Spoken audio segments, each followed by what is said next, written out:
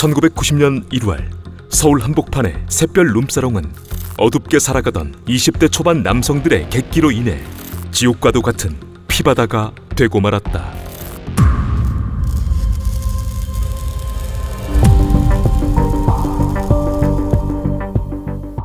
(1990년 1월 28일) 밤 9시경 20대 남성 2명은 1, 2차 술자리를 마친 뒤 3차로 서울 구로동의 샛별 룸사롱을 찾게 되고 여종업원들을 불러 자리를 이어나갔다.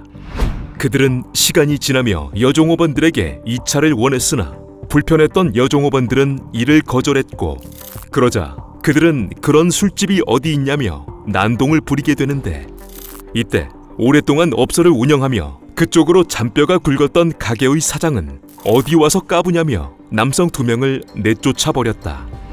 결국 쫓겨난 그들은 사장과 여종업원들에게 이후 분명 후환이 있을 것이라 위협했으나, 오랫동안 물장사를 해오며 별 사람들을 다 만나본 가게 사장은 그들의 위협을 그저 동네에서 노는 애들의 객기로 여겼다.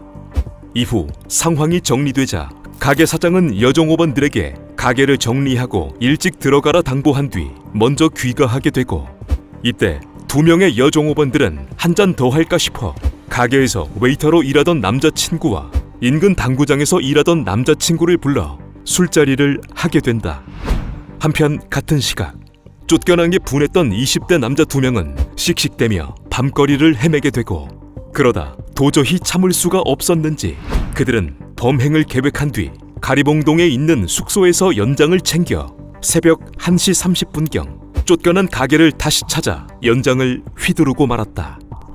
가게에서 술을 마시고 있던 여종업원들과 남자친구들은 갑자기 들이닥친 광기 어린 그들에게 속수무책으로 당할 수밖에 없었고, 남성 2명은 연장으로 4명을 숨지게 한 뒤 달아나 버렸다.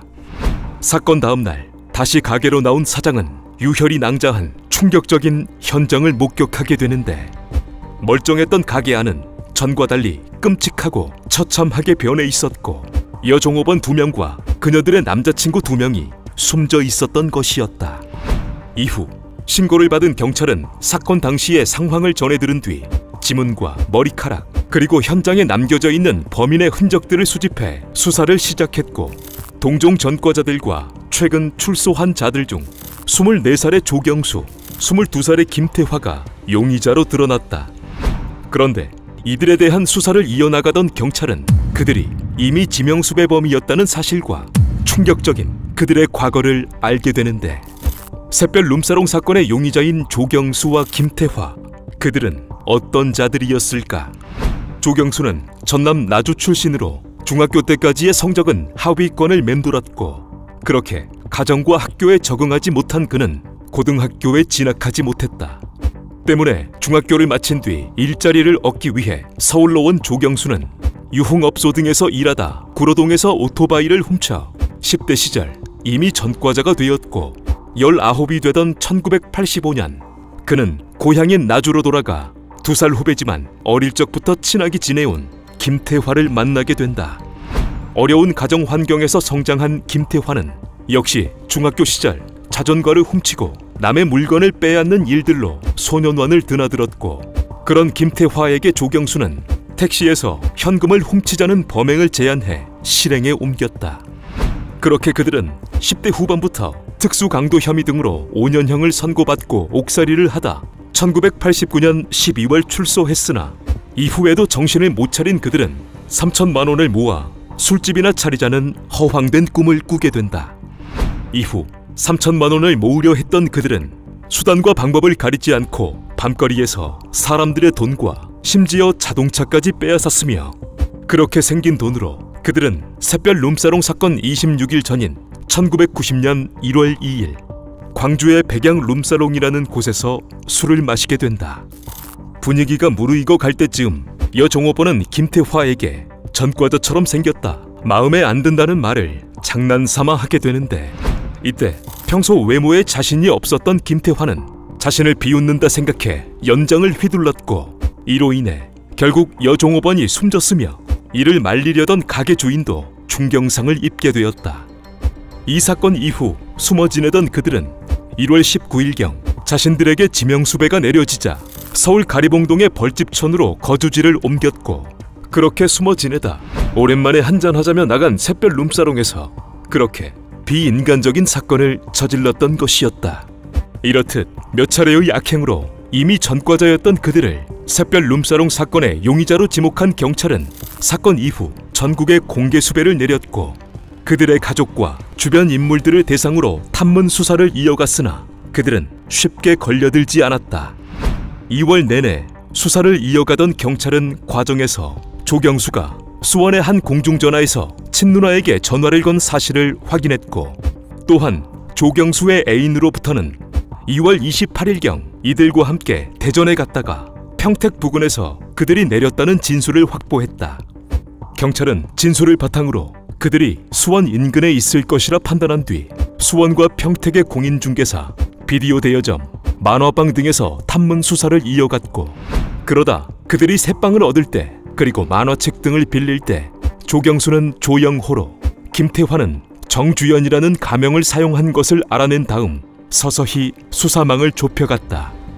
하지만 이처럼 경찰이 자신들을 잡기 위해 혈안이 되었음에도 그들은 도피 자금을 마련할 목적으로 서울과 경기 일대의 미용실에서 수십 차례 돈을 빼앗는 범행을 저질렀고 또한 거기에서 나온 돈을 보관하기 위해 은행 계좌까지 개설하는 뻔뻔한 행동들을 이어나갔다.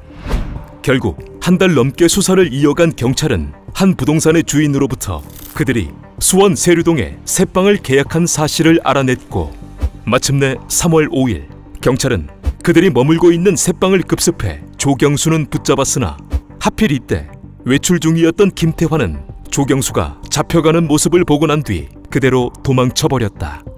그렇게 도망친 김태환은 잠적하지 않고 오히려 돌출 행동들을 하게 되는데 김태환은 부동산 주인이 자신들의 은신처를 제보한 것을 알고 그 주인마저 어떻게 해버리려 했으나 부동산의 셔터가 내려져 있어 일을 저지르지 못했고 조경수가 잡힌 지 나흘 뒤인 3월 9일 김태환은 한 언론사와 경찰에게 전화를 걸어 어이없는 말을 하게 된다.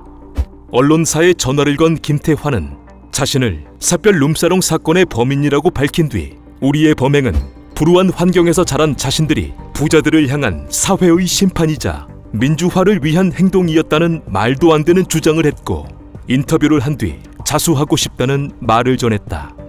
또한 당시 수사를 총지휘하던 서울지방경찰청 형사과장에게 전화를 걸어서는 감형이 되도록 자수 규정을 적용해 줄 것, 현상금을 1천만 원에서 3천만 원으로 올려 2천만 원은 인천소년교도소에 1천만 원은 광주소년교도소에 보내줄 것, 조경수와 통화할 수 있도록 해줄 것을 요구했고 이 세 가지 요구를 들어주면 자수하겠다는 말을 전하기도 했다. 당시 수사 관계자들은 그의 이러한 황당한 행동에 대해 자신들이 불우한 환경에서 차별을 받으며 성장했다고 이야기함으로써 동정심을 받아 형량을 낮춰보려는 얄팍한 수작이었음을 언론에 전했다. 결국 3월 9일 김태화도 검거되었고 이후 현장 검증에서도 뉘우침 없이 태연했던 그들에게는 1심과 2심에서 모두 법정 최고형이 선고되었다. 하지만 이들은 과정에서 자신들은 심신미약이었다고 주장하며 대법원에 상고했으나 대법원은 상고를 기각, 원심을 확정했고 그들의 형은 1991년 12월 집행되었다.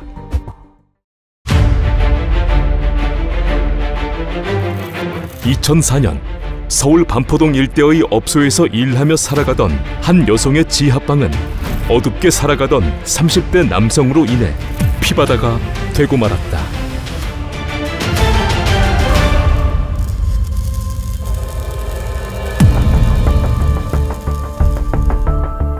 2004년 8월 27일 오전 10시경 서울 서초경찰서의 강력반 형사들은 아침부터 분주히 움직이고 있었고 그때 한 통의 신고 전화가 걸려왔다.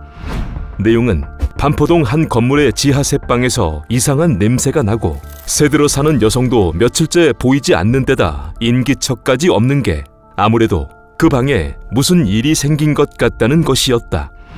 즉시 경찰은 신고 장소로 향했고 신고 내용처럼 방 안에서는 역한 냄새가 새어나왔는데 이때 경찰은 분명 심상치 않은 일이 일어났음을 직감했고 다급히 방문을 열었다.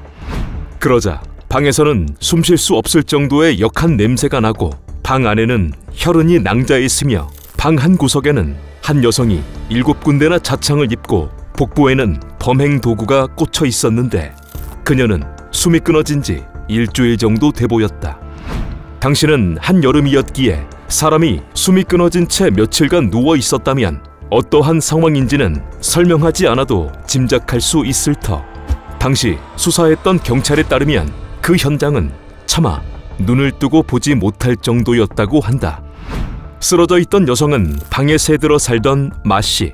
그녀는 수년 전 이혼한 뒤 지하방에 새들어 살며 반포동 일대에서 노래방 도우미로 일하며 살아왔고 1시간에 3만 원씩을 받아 생계를 이어갔으나 찾는 손님이 많이 없어 수입은 변변치 못했다. 이 사건으로 숨진 그녀가 안타까웠던 점은 사건 발생 추정일인 8월 21일이 그녀의 생일이라는 점이었고 가족도 없었기 때문에 장례를 치러줄 사람조차 없다는 것이었다. 이렇게 사건은 시작되었고 직후 경찰은 사건 현장에서 지문과 범행 도구 그리고 머리카락 등 단서가 될 만한 것들을 모두 찾아내려 했으나 범인은 흔적을 남기지 않았다. 그런데 특이한 점은 현장에 245mm의 족적이 남겨져 있었고 때문에 경찰은 여성이 범인일 수도 있을 것이라 생각했으나 결국 범인이 수사에 혼선을 주기 위해 피해자의 신발을 신고 돌아다닌 것이라 판단했고 그렇게 별다른 증거가 없는 상황에서 범인을 잡기 위한 43일간의 검거 작전이 시작되었다. 즉시 경찰은 수사 전담반을 편성했고 잔혹한 범행 수법, 현장 상황 등을 고려해 원한에 의한 범죄에 초점을 두고 마씨의 주변 인물 중 치정이나 채무 관계로 문제가 있었던 사람이 있는지를 1차적으로 수사했으나 특이점은 발견되지 않았다. 그렇게 사건 현장과 그녀의 주변인들로부터 단서를 찾지 못한 경찰은 사건 현장을 세밀히 살피는 것부터 다시 수사를 이어갔고 그러다 현장의 벽면에서 마씨와는 다른 혈액형인 O형의 혈흔을 찾아냈는데 이를 두고 경찰은 범인이 범행 도구를 휘두르는 과정에서 반동 때문에 손잡이가 밀리며 범인이 손에 상처를 입었고 그러다 범인 자신도 모르게 벽면에 피가 묻은 것으로 판단했다.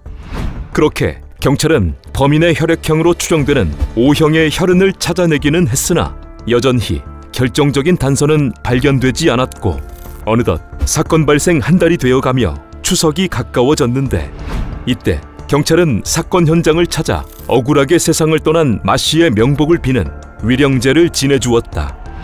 이후 경찰은 면식범과 현장에 대한 수사를 이어갔고 동시에 마씨의 통화 내역 등 그녀의 생전 마지막 행적을 파악했는데 그러다 마씨가 사건 직전 친구와 통화를 했다는 것을 알게 되었고 통화 중 그녀가 지금 집에 가스 검침원이 와 있다는 말을 한 것을 알게 되었다.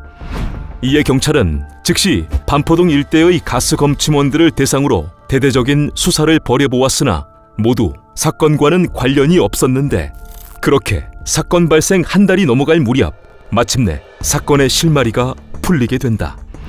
경찰은 마씨가 친구에게 했던 가스 검침원이 와 있다는 말이 결정적인 단서가 될 것이라고 믿고 반포동 일대에서 가스 검침원 등으로 위장해 혼자 사는 여성들을 노린 마씨 사건과 비슷한 과거 범죄들을 들여다보았다. 그러다 15건의 유사 범죄를 찾아낸 경찰은 유사 사건이 발생한 지역, 시간대를 중심으로 휴대폰 통화 내역과 위치 추적을 하게 되는데 무려 2만 건을 조회한 결과 경찰은 사건이 발생했을 때 현장 근처에 있었던 공통된 휴대폰 번호를 찾아냈다. 그 번호를 쓰는 자는 과거 유사 범죄로 한 차례 구속된 적도 있었던 34살의 강인철. 이후 경찰은 강 씨의 인적 사항을 조회했고 그러다 그의 혈액형이 O형이라는 것과 사건 발생 이후 거주지를 옮겨 다녔던 수상한 행적을 알게 되었다. 여러 정황상 경찰은 강인철을 유력 용의자로 특정하게 되는데 강인철, 그는 어떤 사람이었을까?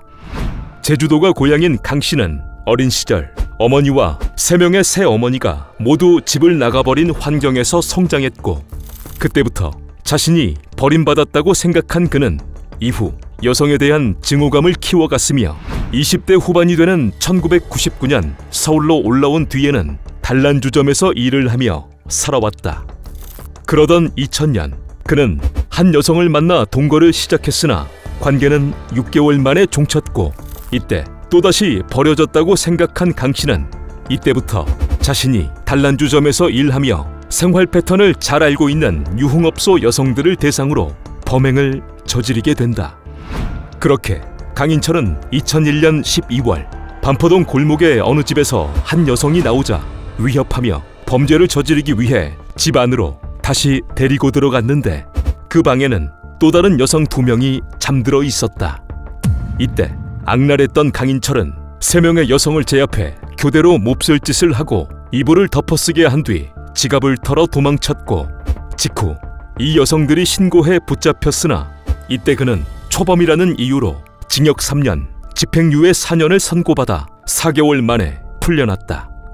그렇게 4개월가량 구치소에 있었던 그는 반성은커녕 그 안에서 범행을 더 철저히 할 수 있도록 연구했고, 출소한 지 한 달 뒤부터는 반포동 일대에서 여성들에게 몹쓸 짓을 하고 돈을 빼앗는 등의 악행을 수십 차례나 저지르며 살아왔다. 그러다 2004년 8월 마씨 사건을 저지른 강인철은 이후 충북의 낚시터에서 숨어 지냈으나 결국 사건이 발생한 지 43일 만에 붙잡혔고, 그럼에도 끝까지 그는 범행을 부인했으나 피해자와의 대질 조사 그리고 현장에서 채취한 혈흔 등의 증거를 들이밀자 그제서야 범행을 자백했다. 그리고 강인철은 마씨 사건에 대한 범행 과정을 밝혔는데 이 또한 충격적이었다. 사건 발생일은 2004년 8월 12일 오전 10시경 강인철은 가스 검침원이라고 속여 마씨의 집에 침입해 검침을 하는 척하며 범행 기회를 노렸고, 그러는 동안 마씨는 그날이 자신의 생일이라 친구와 점심을 먹을 계획으로 통화를 하고 있었다. 그리고 전화를 끄는 마씨가 서둘러 나가려 하자 급해진 강씨는 전과 같이 마씨를 제압해 몹쓸 짓을 하려 했으나 반항이 심하자 주방에 있는 도구를 가져와 마씨를 향해 7차례나 휘둘러버린 것이었다. 이후 강씨는 현장의 흔적을 일일이 닦아낸 뒤 수사에 혼선을 주기 위해 마씨의 슬리퍼를 신고 허위 족적을 남겼으며, 또한 원한 범죄인 것처럼 보이기 위해 돈은 놔두고 범행 도구를 피해자의 복부에 올려놓는 등으로 현장을 위장했던 것이다. 2001년부터 2004년까지 강인철은 이렇듯 여성들을 대상으로 악행을 저질러 왔고, 결국 붙잡힌 그는 무기징역을 선고받아 현재까지도 복역 중에 있다. 1980년대 중반 서울 한복판의 서진 룸사롱은 20대 초반의 이름 없는 깡패들로 인해 지옥과도 같은 피바다가 되고 말았다.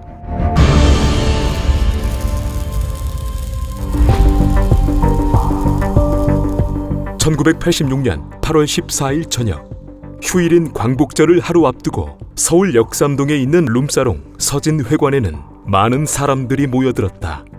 그중 서울 목포파라 불리는 20대 초반의 깡패 12명은 저녁 8시 30분경 자신들이 뒤를 봐주는 서진 룸사롱의 16호실과 20호실 2개의 룸에 자리를 잡게 되었고, 만보파라 불리는 7명의 깡패들은 다른 곳에서 1차를 마친 뒤 저녁 10시경 목포파의 바로 옆방인 17호실에 자리를 잡게 된다.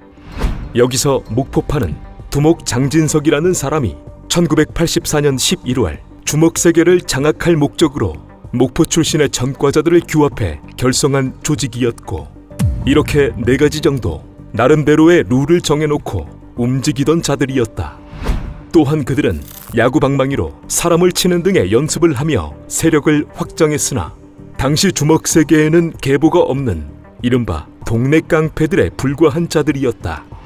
그리고 만보파는 두목 오재홍이 1981년 7월 결성했고, 역시 목포 출신들을 포섭해 강남 일대 유흥가에서 폭력을 휘두르며 금품을 갈취해오던 조직으로 김태촌의 범서방파의 아류 조직이었다.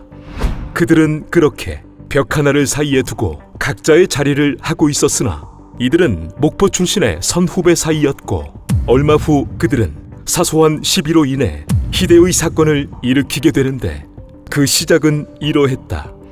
목포파보다 늦게 룸사롱에 자리 잡은 만보파의 조직원들은 업소의 전무를 불러 돈이 많이 없으니 양주 2병을 원가로 주고 안주는 공짜로 달라 주문했고, 이후 10분 정도가 지나도록 술이 나오질 않자 막내에게 나가서 상황을 확인해보라 지시했다. 그리고 같은 시각 만보파의 조직원 중 당시 주먹으로 이름이 나있던 190cm의 거구 조원섭이 화장실을 가려 자리에서 일어났고, 마침 복도에서 웨이터를 만난 조원섭은 술을 빨리 가져오라고 다그친 뒤 넓은 룸으로 방을 바꿔줄 것을 요구했다. 이에 웨이터는 휴일을 앞두고 사람들이 많이 몰려 빈 방이 없다고 말했고, 이 말을 들은 조원섭은 건방지다며 웨이터의 얼굴을 가격해 만신창이로 만들었으며, 이후 웨이터는 억울함에 복도에서 눈물을 흘리고 있었다. 그런데 하필 이때 업소의 뒤를 봐주던 목포파의 김승길과 고금석이 화장실을 다녀오다 웨이터의 얼굴을 보고 어찌된 상황인지를 물었고, 웨이터는 하소연하듯 상황을 설명해 주었다. 전후 상황을 알게 된 김승길과 고금석은 만보파가 자신들의 구역에서 행패를 부린 것에 대해 분노했고, 때마침 만보파의 조원섭과 복도에서 마주치게 된다. 이때 조원섭과 목포의 선후배 사이였던 김승길은 조원섭에게 인사를 건넸으나 감정이 좋지 않았던 고금석은 조원섭을 째려보았고, 이러한 모습에 조원섭은 어린 놈이 건방지다며 고금석의 따귀를 몇 차례 날리게 되는데, 이때부터 잔혹한 서진 룸사롱 사건이 시작되었다.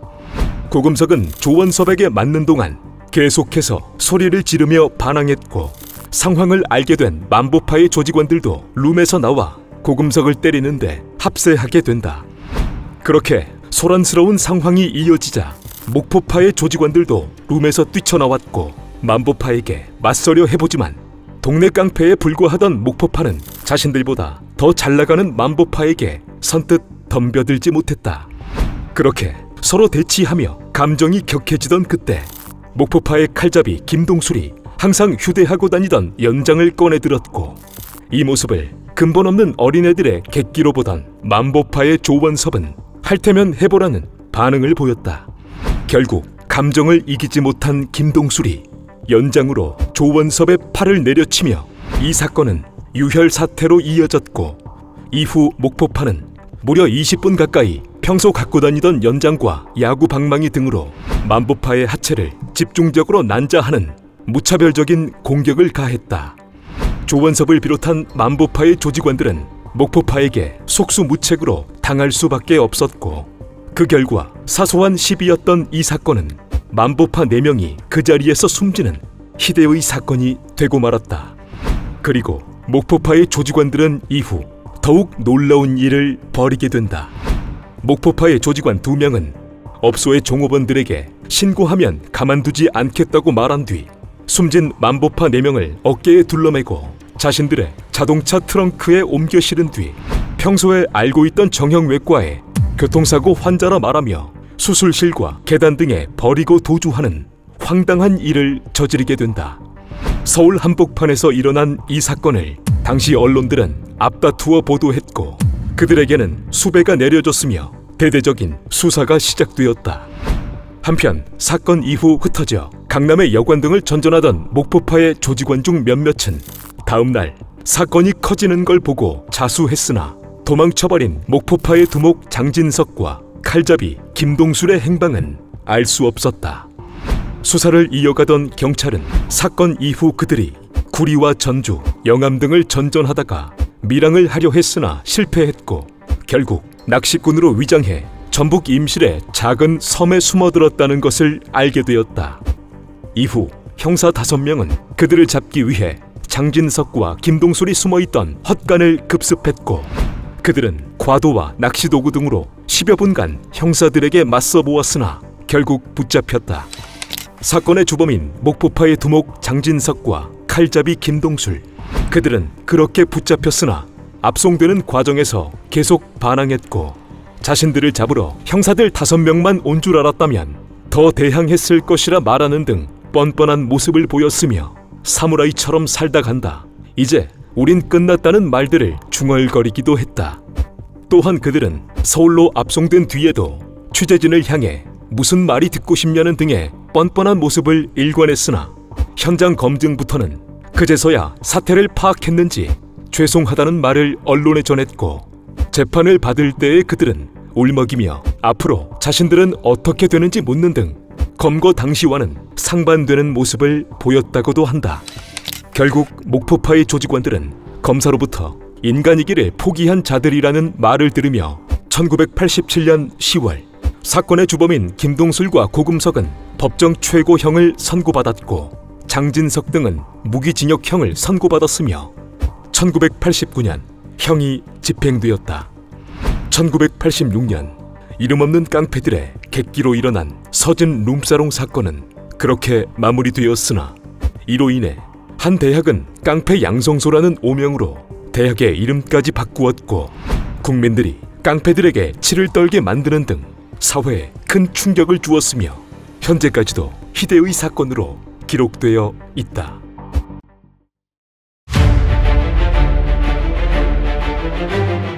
(2007년 4월) 대전의 백합다방은 고작 3,000원 때문에 지옥과도 같은 피바다가 되고 말았다.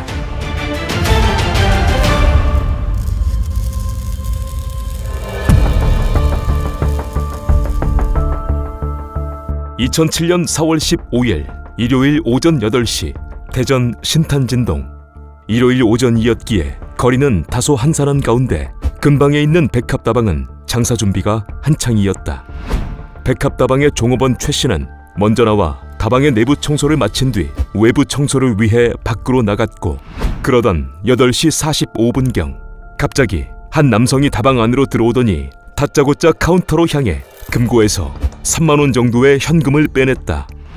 이때 바깥 청소를 마치고 가게 안으로 들어온 최 씨가 그 남성과 마주치게 되는데, 그 모습을 본 최 씨는 도둑이야 라며 외친 뒤 화장실 쪽으로 달아났고, 이때 보통의 좀도둑 같으면 도망가기 바빴겠으나 그자는 놀라지 않고 사전에 준비한 범행 도구를 꺼내 달아나는 최 씨를 쫓아가 그녀의 등과 목을 향해 휘둘렀다. 그렇게 최 씨는 숨이 끊어졌으나 남성은 자리를 떠나지 않았고, 같은 시각 다방에 또 다른 종업원인 이 씨가 가게 안으로 들어오게 되는데, 이때 이 씨는 이 시간이면 항상 카운터에 앉아있을 최 씨가 자리에 없어 어디 있느냐며 화장실 쪽으로 향했다. 그런데 그 순간 화장실 쪽에서 나오는 남성과 이 씨가 마주쳤고, 곧바로 남성은 들고 있는 범행 도구를 이 씨의 복부를 향해 휘두르게 되는데, 그렇게 불과 20분 만에 백합다방은 아수라장이 되어버렸고, 곧바로 이 남성은 도주했다. 이후 한 주민의 신고로 경찰과 구급대가 현장에 도착했고, 이 씨는 곧바로 인근 병원으로 옮겨졌으나 화장실에서 고무장갑을 낀 채 발견된 최 씨는 이미 숨져 있는 상태였다. 신고를 받고 출동한 경찰은 현장의 내외부를 확인한 뒤 보통 사건이 아님을 직감했고, 사건 현장에서 지문과 범행 도구를 비롯한 60여 건의 증거물을 찾아냈으나 사건과 관련이 있는 증거물은 나오지 않았고, 그때부터 50일간의 검거 작전이 시작되었다. 수사를 이어가던 경찰은 사건 당일 유일하게 범인의 얼굴을 본 피해자 이 씨를 만나 범인에 대해 물었으나, 이 씨는 어렴풋이 범인의 키와 당시 상황은 기억하는 반면 충격 때문에 범인의 얼굴은 기억하지 못했다. 현장에서도 이 씨에게서도 별다른 단서를 얻지 못한 경찰은 범행 도구를 먼저 준비해온 점, 잔혹했던 현장 상황을 고려해 면식범이라고 생각한 뒤 피해자들의 친척, 주변 지인, 그리고 다방의 단골 손님들까지 300명 정도를 조사했으나 이때에도 특이점은 발견되지 않았다. 이후 경찰은 주변을 탐문하다 사건 당일 도망치는 범인을 보았다는 목격자를 찾았고, 증언을 토대로 이와 같은 몽타주를 만들게 되는데, 실제 범인의 얼굴과는 조금 달랐다고 하지만 범인은 신장 175cm가량, 검정태 안경을 쓴 30대 중후반, 짧은 머리의 남자였다. 몽타주가 나온 뒤 경찰은 수배 전단을 배포하고 최근 출소자, 동종 전과자 등을 대상으로 전방위적인 수사를 벌이게 되지만, 이때에도 이렇다 할 단서는 나오지 않았고 수사를 시작한 지 보름 정도 지났을까 경찰은 결정적인 단서를 찾게 되는데 그 과정은 이러했다. 경찰은 지리적 특성상 범인이 금강의 천변을 따라 도주했을 것으로 판단해 천변 일대에서 대대적인 수색을 벌였고 그러다 사건 현장 500m 정도 떨어진 곳에서 범인이 도주하며 버린 듯한 혈흔이 묻은 휴지를 발견했다. 그리고 현장에서 1.5km 정도 떨어진 곳에서는 검은색 점퍼를 발견했고 즉시 휴지와 점퍼에 대한 감정을 의뢰하게 되는데 감정 결과 휴지에서는 어떤 남성의 DNA가 점퍼에서는 처음에는 보이지 않았으나 루미놀 시약으로 검사를 하자 혈흔이 발견되었는데 점퍼의 앞쪽에서는 휴지에서 발견된 남성의 DNA와 일치한 혈흔이 아래쪽 혈흔에서는 피해자 최 씨의 DNA와 남성의 DNA가 함께 검출되었다. 점퍼와 휴지를 버린 자가 범인인 것이 명백한 상황.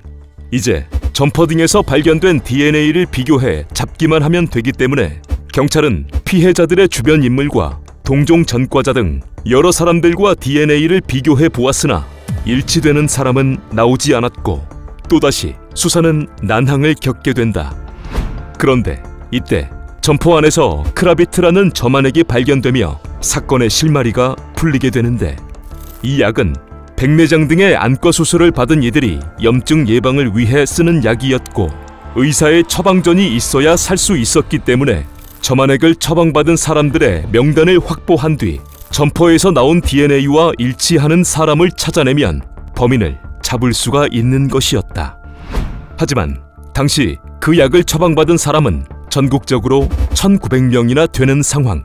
막막했으나 경찰은 조건에 맞지 않는 사람들을 제외시켜가며 수사를 이어가게 되는데 수사를 시작한 지 한 달 정도가 지났을까 경찰은 그 무렵 국과수로부터 범인의 성씨가 오씨일 것 같다는 연락을 받게 된다. 대체 국과수는 무슨 근거로 범인이 오씨일 것이라는 말을 한 것일까?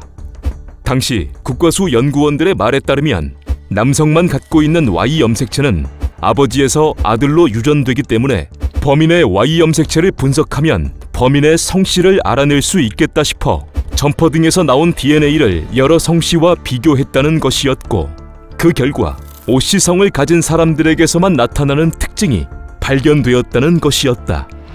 이 연락을 받은 경찰은 긴가민가했으나 별다른 방법이 없었던 상황.